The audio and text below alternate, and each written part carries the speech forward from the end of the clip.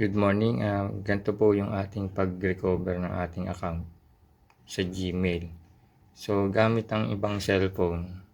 So, pumunta ka dun sa Gmail and then pindutin mo yung add another account. Punta ka sa Google account mo.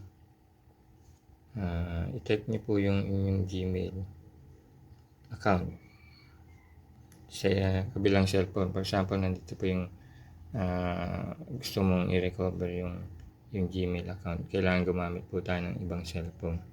So type niyo po yung inyong Gmail account.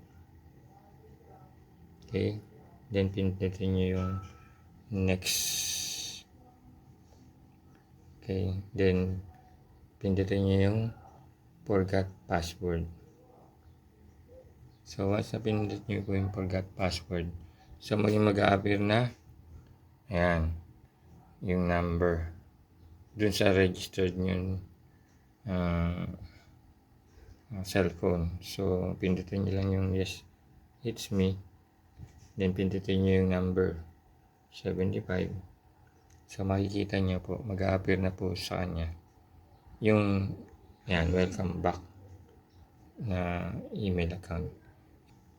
And then, nandito sa ilalim, update password. So, just update your password, create ka ng bagong password, and then, click mo yung save password. So, since alam mo na yung bago mong password, so, pwede ka na punta dito sa yung sinusundang link mo. For example, yung Google Form link na nagre-require ng email and password. So, ayan po.